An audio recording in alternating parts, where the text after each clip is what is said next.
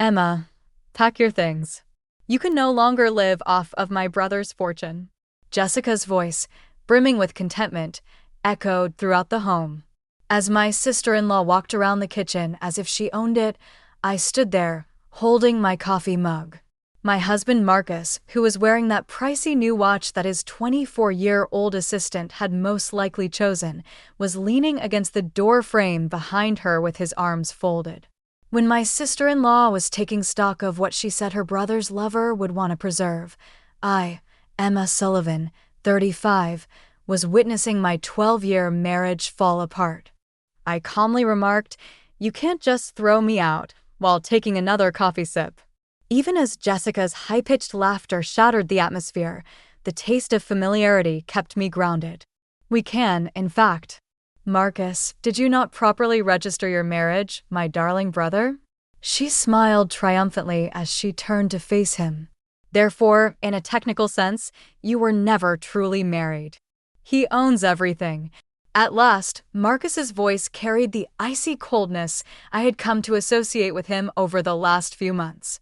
"Emma, Megan needs a new beginning. Additionally, this place is ideal for her. Young and contemporary, in contrast to certain items in this area." Even though his remarks hurt, I maintained a neutral demeanor. 12 of them were married after 15 years of dating, and Marcus had concluded that his assistant Megan was his future. For months, Megan had been texting him late at night. He was somehow persuaded that our marriage registration had been handled incorrectly by the same Megan. With her high-end shoes clicking against the hardwood floors I had selected for our makeover 3 years prior, Jessica walked around the kitchen island. She pondered as she ran her finger across the marble countertop. "You know what's funny? You played the ideal wife for all those years, behaving as though you were a member of our family. You'll be homeless by the weekend, you see." I rinsed my mug properly before setting it in the sink. Certain habits are hard to break. "Is that what you think?" "Oh, please," sneered Jessica. "Now don't try to be difficult. You came from nothing, as we all know. No connections, no family funds. Just a girl from a small town who was fortunate enough to have my brother." "Your luck has run out, then." Marcus stirred uneasily. I briefly saw the man with whom I had fallen in love all those years ago. The one who once stood up for me when his sister was being casually unkind. However, that man vanished as fast as he had appeared. "Emma," he said, attempting to sound reasonable, "you can stay with your friend Sarah until you figure things out. I'll even give you some money too." "How generous," I interrupted, my voice steady. "But that won't be necessary." Jessica laughed again, the sound reminiscent of breaking glass. "Are you delusional? This house belongs to the Sullivan family. Our grandmother left it to Marcus.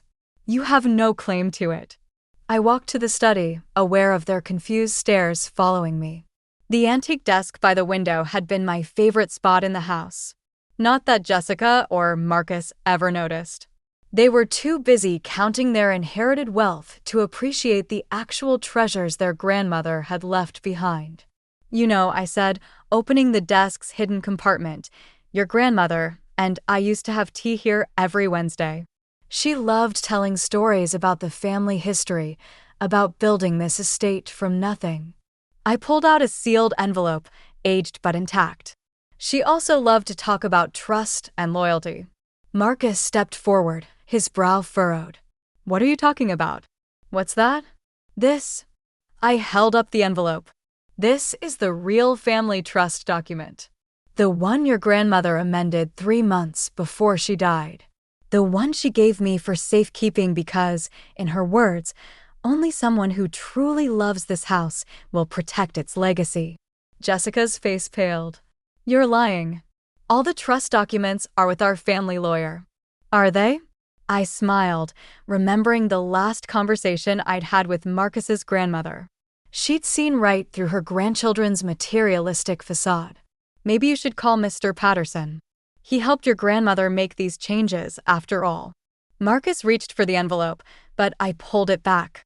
"Don't worry," I said, gathering my keys. "Mr. Patterson has copies. In fact, he's expecting my call." I headed for the door, pausing to look back at their stunned faces. Oh, and Jessica? You might want to hold off on measuring for new curtains. Something tells me you won't be needing them. As I walked to my car, I could hear Jessica's shrill voice demanding answers from Marcus. But I wasn't worried. Their grandmother had taught me more than just the value of family history. She taught me the importance of being prepared. I pulled out my phone and dialed Mr. Patterson's number. It was time to show them exactly what their grandmother's legacy really meant. Mr. Patterson's office hadn't changed in the 15 years I'd known him. The same leather chairs, the same towering bookshelves, even the same slight scent of pipe tobacco that reminded me so much of Marcus's grandmother. The only difference today was the tension in the air as Marcus and Jessica sat across from me, their faces a mix of anger and barely concealed panic. "This must be some kind of mistake," Jessica insisted, her manicured nails drumming against the armrest. "Grandmother would never." Actually, Mr. Patterson interrupted, adjusting his wire-rimmed glasses. Mrs. Sullivan was quite clear about her wishes. He opened the trust document I kept safe all these years, along with his own copy. 3 months before her passing, she made significant amendments to the family trust. Marcus leaned forward, his jaw tight. "What kind of amendments?" The elderly lawyer cleared his throat. The main property, including the house and surrounding grounds, was placed in a separate trust. The sole trustee. He paused, looking directly at me. "Is Emma." "That's impossible." Jessica shot up from her chair. "She's not even legally married to Marcus. She's nobody." Mr. Patterson raised an eyebrow. "Regarding the marriage, I have some clarification there as well." He pulled out another document. "Your grandmother personally ensured their marriage was properly registered. She kept a copy here in my office." I watched the color drain from Marcus's face. All his plans, all his assumptions about our invalid marriage, crumbled in an instant. "But why?" Marcus finally asked, his voice barely above a whisper. "Why would grandmother do this?" "Perhaps," Mr. Patterson said, "you should read her letter." He handed Marcus an envelope I'd never seen before. Marcus's hands shook as he read aloud. "My dearest grandchildren. If you're reading this, then Emma has finally opened the envelope I entrusted to her. I've watched for years as you took our family's legacy for granted, measuring its worth only in dollars and cents. But Emma, she understood. She spent time with me, listened to our family stories, appreciated the history in every room of that house. While you saw property values, she saw memories. While you counted square footage, she preserved photographs and restored old furniture. The truth is, the Sullivan legacy isn't about money.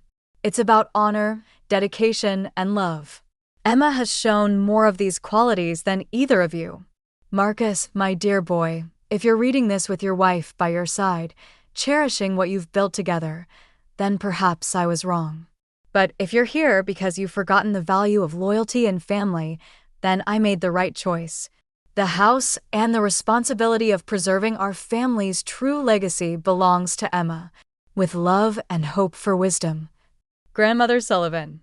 The silence that followed was deafening. Jessica had sunk back into her chair, her earlier bravado completely deflated.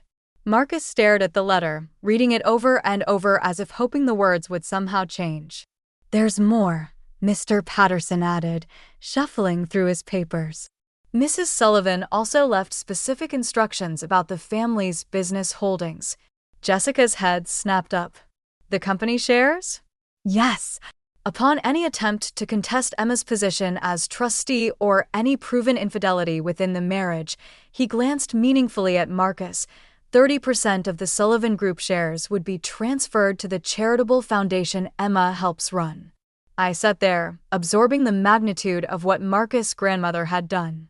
She hadn't just protected me, she'd ensured that her family's legacy would be preserved, one way or another. "She knew," Marcus said suddenly, looking at me. "Somehow she knew I would, that I might." "She knew people," I corrected gently. "She understood that sometimes we need consequences to remind us of what matters." Jessica stood up abruptly. This isn't over. We can contest this, Marcus. She can't just. Actually, Mr. Patterson interjected, any legal contest would trigger the share transfer clause immediately.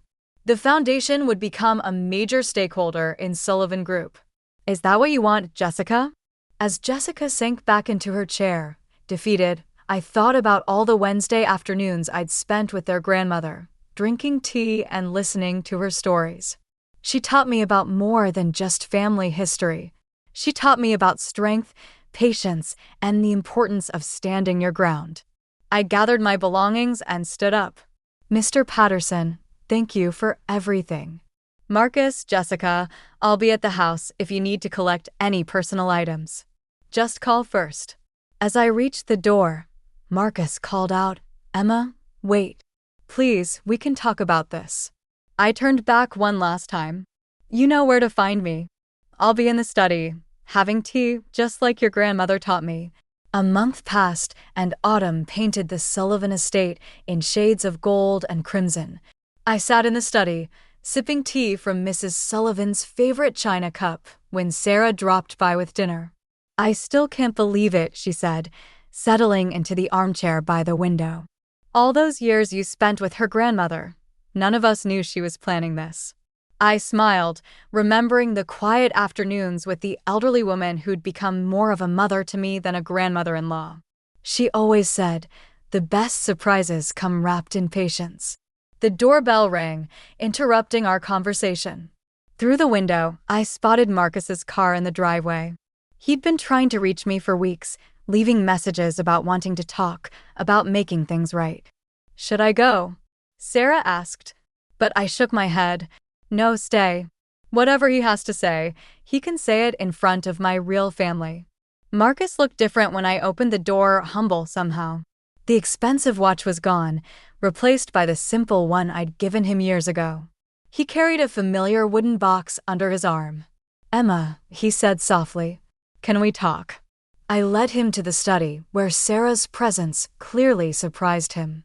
He hesitated before sitting down, placing the box carefully on the desk.